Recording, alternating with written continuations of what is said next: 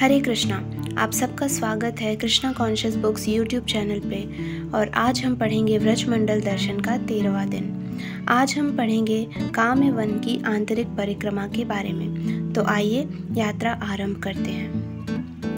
कुछ भक्त कल की थकान से पूरी तरह नहीं उबरे और अभी भी अपनी दुखती मांसपेशियों का उपचार कर रहे हैं। प्रातःकालीन ठंड के समय चलना भी पीड़ादायक है और नंगे पांव चलने में अक्षम भक्त अब मोजे या चप्पल पहनकर चल रहे हैं। अधिक दृढ़ भक्त या यूं कहिए जिनके तलवे कठोर हो गए हैं, इस आशा में अभी भी नंगे पांव चल रहे हैं कि पैरों के छालों के बाद उन्हें आनंद की प्राप्ति होगी।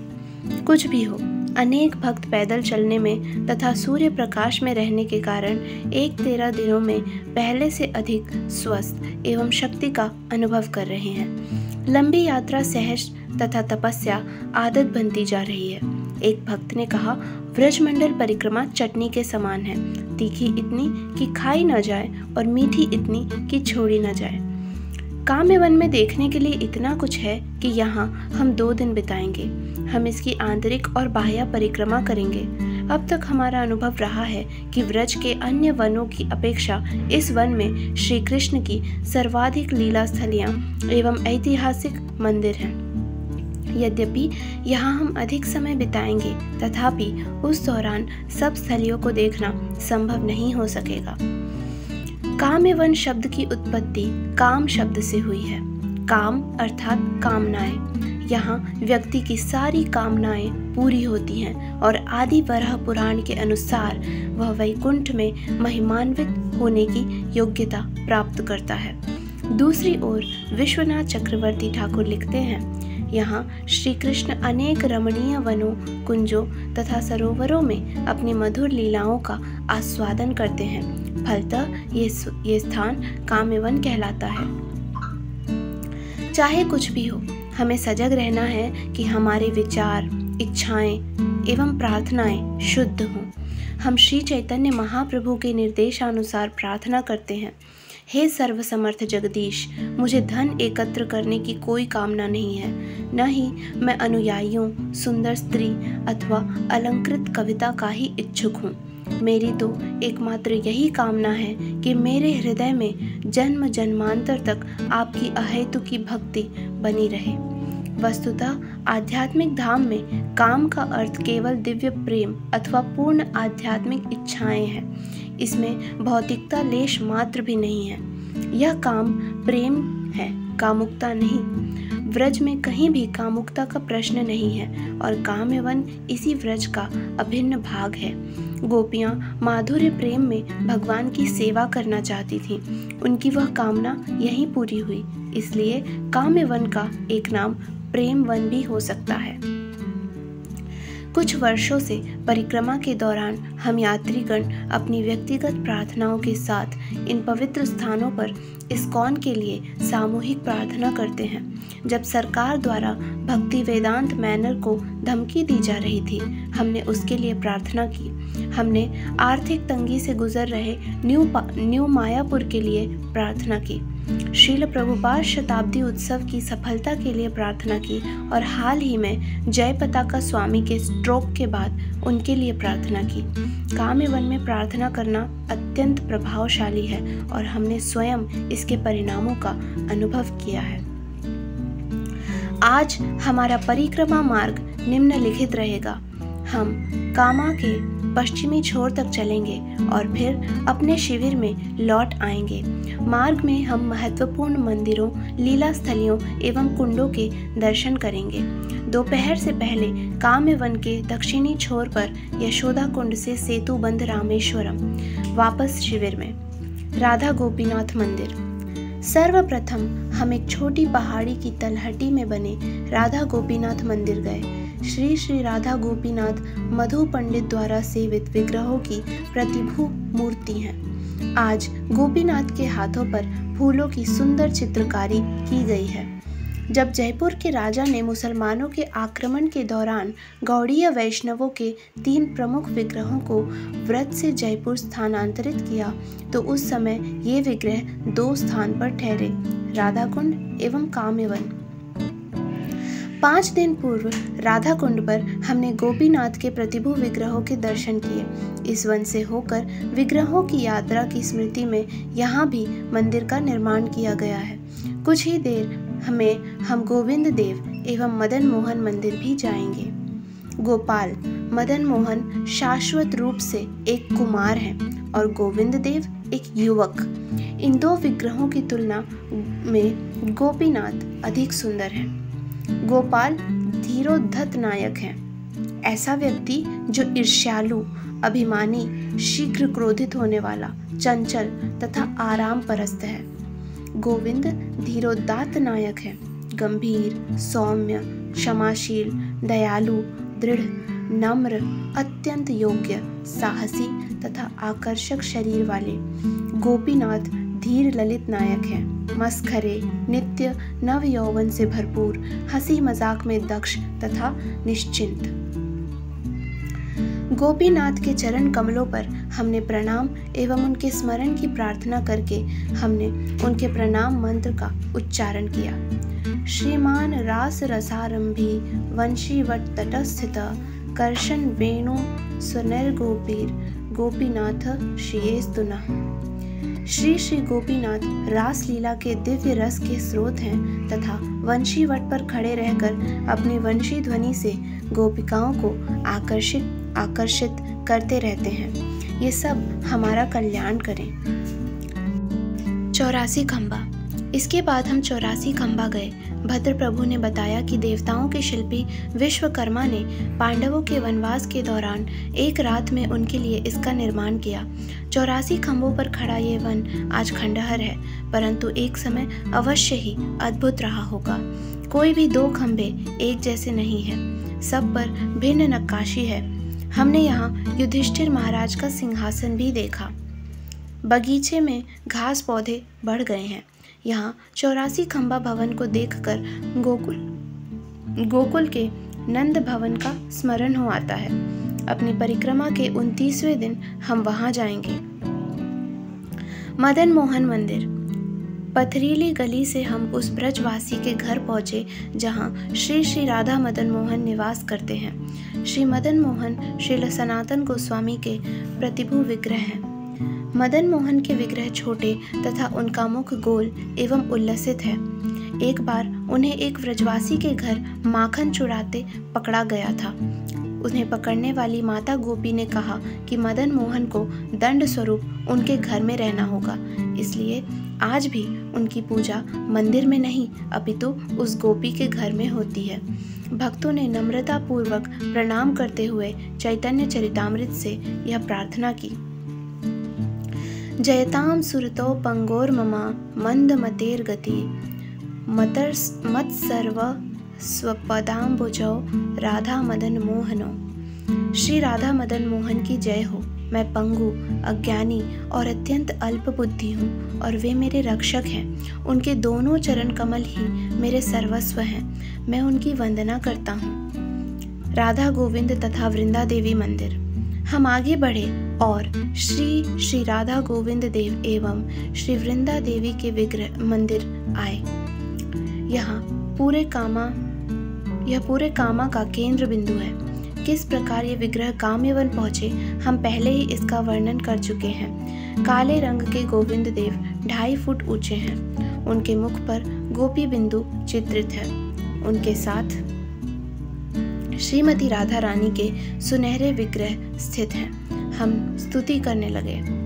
दिव्य वृंदारण्य कल्प द्रुमादः श्रीमद रत्नागर सिंहासनस्थौ श्रीमद राधा श्रील गोविंद देवो प्रेष्ठलेभि सेव्यो मानो स्मरामि। मैं श्री श्री राधा गोविंद देव का स्मरण करता हूँ, जो परम रमणीय श्री वृंदावन धाम में स्थित एक कल्प वृक्ष के नीचे दिव्य रत्न जड़ित भवन में मणियों के सिंहासन पर विराजमान है तथा अपनी प्रिय सखियों द्वारा सेवित है। जब श्रील प्रभुपाद 1972 में प्रचार करने जयपुर गए थे तो वे प्रायः मूल राधा गोविंद देव के दर्शन करने जाया करते। यहाँ मंगल आरती में सैकड़ों लोग भगवान के दर्शनार्थ आते हैं। स्थानीय स्थानीय लोगों की भक्ति भावना देखते ही बनती है। भगवान के लिए प्रतिदिन लड्डुओं के टीले का भोग लगाया जाता है और दर्शनार्थियों को महाप्रसाद वितरित किया जाता है। श्रील प्रभुपाद के शिष्यों ने सप्ताह भर के पंडाल कार्यक्रम का आयोजन किया था और पंडाल ठीक राधा गोविंद देव मंदिर के बराबर में था। इसी उत्सव के दौरान श्रील प्रभुपाद ने न्यूयॉर्क मंदिर के लिए भेजे जाने वाले राधा कृष्ण विग्रहों का अभिषेक किया था। उन्होंने उनका नाम भी राधा गोविंद रखा था। इसी उत्सव के दौरान तमाल कृष्ण महाराज ने संन्यास दीक्षा प्राप्त की। राधा गोविंद से श्रील प्रभुपाद का संबंध बचपन से है। प्रभुपाद, यह भी राधा गोविंद की संपत्ति है और जैसा मैंने तुम्हें आते समय दिखाया था, हमारा घर ठीक वर्तमान गोविंद भवन के पीछे था। बचपन से ही मुझे राधा गोविंद के दर्शन का अवसर मिलता। जब मैं 3-4 वर्ष का था, प्रतिदिन उनके दर्शन के लिए जाया करता था। पुष्ट कृष्ण। जय राधा गोविंद, जय प्रभुपाद। प्रभुपाद। और मेरे भक्तिमय जीवन की वही प्रेरणा है। तब मैंने अपने पिता से कहा, मुझे राधा कृष्ण के विग्रह ला दो, मैं उनकी पूजा करूंगा। मेरे पिता भी वैष्णव थे। उन्होंने मुझे छोटे राधा कृष्ण विग्रह ला दिए। मैं घर में उनकी पूजा करता था। मैं जो भी खाता उन्हें भोग लगाता और मैं अपने छोटे विग्रह के लिए सारे उत्सव भी मनाता। वे विग्रह आज भी हैं। मैंने उन्हें अपनी बहन को दे दिए। राधा गोविंद देव की वेदी के एक ओर गौर निताई के नीम से बने सुंदर विग्रह हैं और बीच में भगवान जगन्नाथ के मुस्कुराते हुए विग्रह हैं। मूल रूप से वृंदा देवी की स्थापना वज्रनाभ ने की थी। अनेक सदियों पश्चात श्रील रूप गोस्वामी ने इन्हें ब्रह्म कुंड के निकट खोजा और फिर वृंदावन में राधा गोविंद देव के मंदिर में भगवान के साथ उनकी पूजा आरंभ हुई। जयपुर ले जाते समय राधा गोविंद देव के साथ वृंदा देवी भी थी, परंतु जब वे कामयवन पहुंचे तो वृंदा देवी ने आगे जाने से मना कर दिया। यहाँ से केवल राधा गोविंद देव चले गए और इस प्रकार अब यहाँ वृंदा देवी की पूजा राधा गोविंद देव के प्रतिभू विग्रहों के साथ होती है। उनका रंग लालिमा युक्त है तथा कमल पत्रों के समान विशाल नेत्र हैं। यह विशेष गोपी श्रीमती राधा रानी की अंतरंगा सखी है और राधा कृष्ण के मिलन की व्यवस्था करने में अत्यंत हर्षित होती है। वृंदावन का नाम उन्हीं के नाम पर पड़ा है। वस्तुतः व्रजमंडल परिक्रमा करना तो दूर, हम वृंदावन में प्रवेश भी उन्हीं की कृपा से करते हैं। राधा कृष्ण गणोद्देश दीपिका के अनुसार उनका वर्ण तप्त स्वर्ण जैसा है। भक्तों ने थोड़ा दान दिया और पुजारी ने हमें महाप्रसाद खीर के छोटे कुल्हड़ दिए। विशेष स्वाद था उनका, अलौकिक भक्ति से भरा। स्वच्छ प्रांगण से बाहर निकलते समय हमारा ध्यान वहां लगे विशाल तुलसी पौधे की ओर गया। वृंदा देवी इस भौतिक जगत में तुलसी देवी का स्वरूप धारण करती हैं। उन्हें प्रणाम करके हमने वहां से प्रस्थान किया। इस प्रकार काम्यवन में गौड़ीय वैष्णवों के संबंध, अभिधेय एवं प्रयोजन विग्रहों के हमारे दर्शन पूरे हुए। 3 स्तरों पर श्री कृष्ण के साथ अपना संबंध स्थापित कर सकते हैं। संबंध, अभिधेय एवं प्रयोजन। श्रील प्रभुपाद लिखते हैं, व्यक्ति के विभिन्न प्रगति के स्तरों पर इन विग्रहों की पूजा होती है। श्री चैतन्य महाप्रभु के अनुयायी ध्यान पूर्वक इन सिद्धांतों का पालन करते हैं। मदन मोहन, गोविंद एवं गोपीजन वल्लभ इन 3 विग्रहों के विशिष्ट गुण हैं। इस भौतिक जगत में हम पूरी तरह भगवान के साथ अपने संबंध को भूल गए हैं। उसे पुनर्स्थापित करने के लिए मदन मोहन की पूजा की जाती है। पंगो उस व्यक्ति को कहते हैं जो स्वयं अपनी शक्ति के बल पर स्वतंत्र कार्य नहीं कर सकता, और मंदमते वह है जिसकी सांसारिक कार्यों में अत्यधिक व्यस्त होने के कारण बुद्धि मंद हो गई है। ऐसे व्यक्ति के लिए सर्वश्रेष्ठ यही है कि वह कर्म कांड अथवा ज्ञान के क्षेत्र में सफलता के प्रयास न करे और केवल भगवान को समर्पित हो जाए। भगवान की शरण लेना ही जीवन की पूर्णता है। इसलिए अपने आध्यात्मिक जीवन के आरंभ में हमें मदन मोहन की आराधना करनी चाहिए, जिससे हमें वे आकर्षित कर सकें और भौतिक भोग विलास के प्रति हमारी आसक्ति क्षीण हो। नव साधकों के लिए मदन मोहन के साथ संबंध होना आवश्यक है। जब व्यक्ति में गहन आसक्तिवश भगवान की सेवा करने की इच्छा होती है तो वह दिव्य सेवा के स्तर पर गोविंद की आराधना करता है। गोविंद समस्त सुखों के स्रोत हैं। जब श्री कृष्ण और भक्तों की कृपा से व्यक्ति भक्ति की पराकाष्ठा पर पहुंचता है तो वह व्रज गोपियों के अत्यंत प्रिय श्री कृष्ण के गोपीजन वल्लभ रूप को समझ पाता है। कामेश्वर महादेव मंदिर। पूर्व दिशा में कुछ और चलकर हम कामेश्वर महादेव के मंदिर पहुंचे। ये वज्रनाभ द्वारा व्रज भूमि की रक्षार्थ स्थापित शिव जी के 4 क्षेत्रपालों में से एक है। गोवर्धन में चक्रेश्वर महादेव, मथुरा में भूतेश्वर महादेव तथा वृंदावन में गोपेश्वर महादेव अन्य 3 क्षेत्रपाल हैं। भगवान शिव अपने उपासकों की कामनाओं को शीघ्र पूरा करने के लिए विख्यात हैं। हम शिव जी से प्रार्थना करते हैं कि हमारी सांसारिक कामनाएं शीघ्र नष्ट हो जाएं और हम इन रमणीय वनों में नृत्य कर रहे भगवान के चरण कमलों को देख सकें। पंच पांडव मंदिर एवं धर्मकुंड, पंचतीर्थ कुंड। निकट ही 5 पांडवों का मंदिर है। एक समय यहाँ पांडवों एवं द्रौपदी के विग्रह थे, परंतु अब केवल कुछ ही शेष बचे हैं। पंच पांडव से और आगे पूर्व दिशा में पंचतीर्थ कुंड अथवा धर्म कुंड है। महाभारत में यहाँ हुई एक लीला का वर्णन आता है। 12 वर्षों के वनवास के दौरान पांडव काम्य वन में भ्रमण कर रहे थे। प्यास लगने पर भाइयों ने सहदेव को कुंड से जल लाने भेजा। जैसे ही वह जल पीने लगा, एक अदृश्य वाणी ने उसे चेतावनी दी और कहा कि जल पीने से पूर्व वह उसके प्रश्नों के उत्तर दे। प्यास से व्याकुल सहदेव ने चेतावनी पर ध्यान नहीं दिया और जल पीते ही वह भूमि पर अचेत गिर पड़ा। जब नकुल, अर्जुन एवं भीम ने भी उस वाणी के प्रश्नों का उत्तर दिए बिना जल पीने का प्रयास किया तो उनके साथ भी वही हुआ। अपने भाइयों को न लौटा देख अंततः महाराज युधिष्ठिर स्वयं कुंड पर आए। चारों को कुंड के तट पर मृत देख वे शोक से भर उठे, परंतु उन्होंने स्वयं को संभाला और अपने भाइयों की मृत्यु का कारण खोजने का प्रयास करने लगे। उस समय उन्हें भी वही चेतावनी सुनाई दी, मेरे प्रश्नों का उत्तर देने के बाद तुम जल पी सकते हो, अन्यथा तुम्हारी भी गति अपने भाइयों जैसी होगी।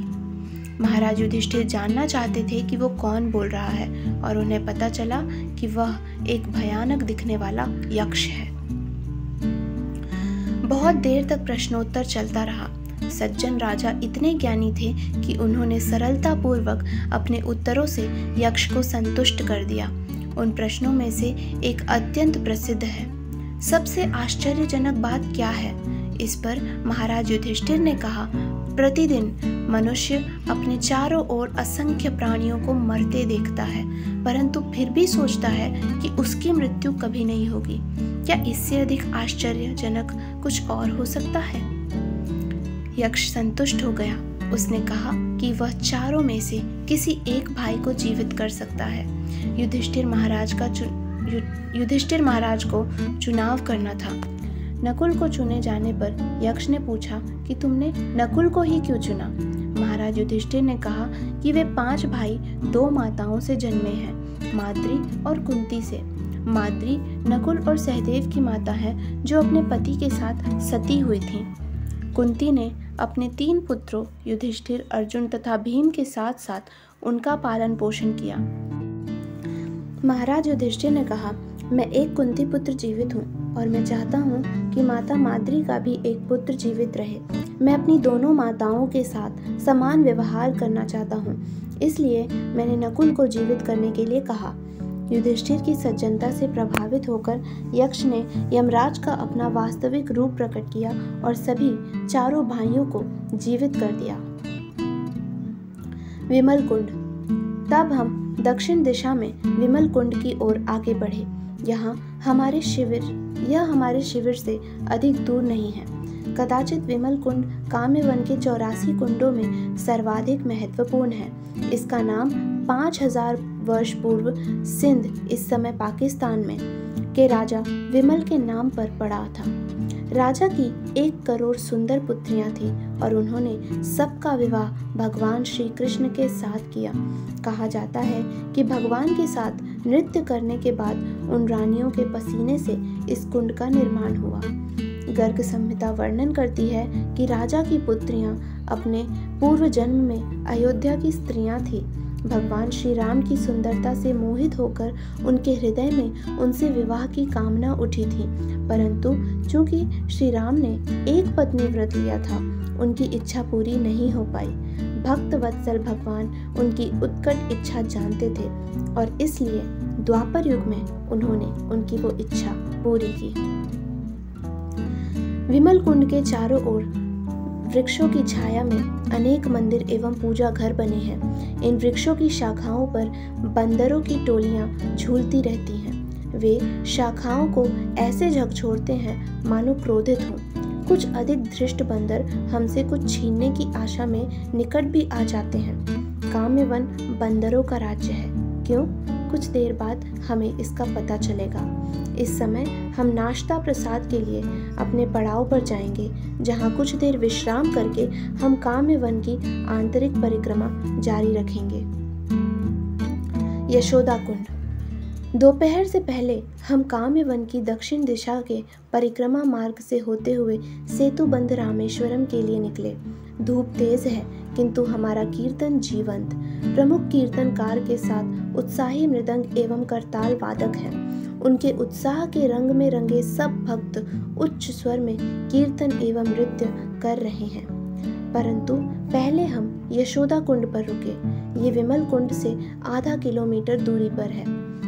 भक्ति रत्नाकर के अनुसार श्री कृष्ण प्रायः अपनी गौएं चराते हुए यहाँ आते। कई बार यशोदा माता कृष्ण से इतने विरह का अनुभव करती और उनके लौटने तक की प्रतीक्षा नहीं कर पाती और उनसे मिलने इस स्थान पर चली आती। माता को देखते ही कृष्ण दौड़ कर जाते। कृष्ण उनके गले में अपनी भुजाएं डालकर उनके गालों पर चुंबन करते और तब यशोदा उन्हें स्तनपान कराती। सेतुबंध, रामेश्वरम, लंका एवं अशोक वाटिका। तब हम सेतुबंध रामेश्वरम की ओर चले। यहाँ श्री कृष्ण ने श्री राम द्वारा की गई सेतुबंध लीला रची थी। उस समय यहाँ एक बड़ा सरोवर था और गोपियों को अपना दूध दही लेकर उसके पार जाना था। वे घूमकर सरोवर के पार नहीं जाना चाहती थीं। कृष्ण को चुनौती देते हुए वे बोली, तुम कहते हो कि पूर्व जन्म में तुम श्री राम थे। अब कृपया बंदरों के साथ इस सरोवर पर सेतु बनाकर इसे सिद्ध करो। काम्यवन के सारे बंदरों को बुलाकर श्री कृष्ण ने उस सरोवर पर सेतु बनाने की लीला रची।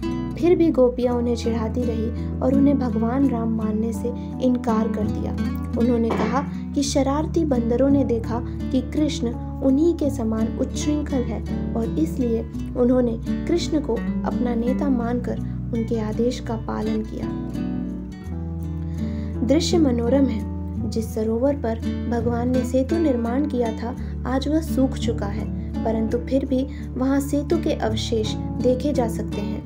निकट ही अशोक वन है, जो लंका की अशोक वाटिका का प्रतिरूप है। यहीं रावण ने सीता देवी को बंदी रखा था। गिलहरियां झाड़ियों के बीच खेलते हुए बंदरों के आसपास दौड़ रही थी। उनकी पीठ पर 3 सफेद रेखाएं हैं।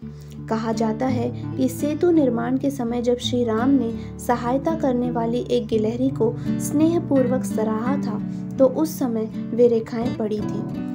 गिलहरियां समुद्र तट पर रेत में लोट-पोट होकर अपने बालों में कुछ कण उठाती और बंदरों द्वारा डाली गई चट्टान तक जाती। जहाँ कहीं आवश्यकता होती, वे जोर से अपना शरीर हिलाकर उन कणों को गिराकर चट्टानों के बीच का स्थान भर देती।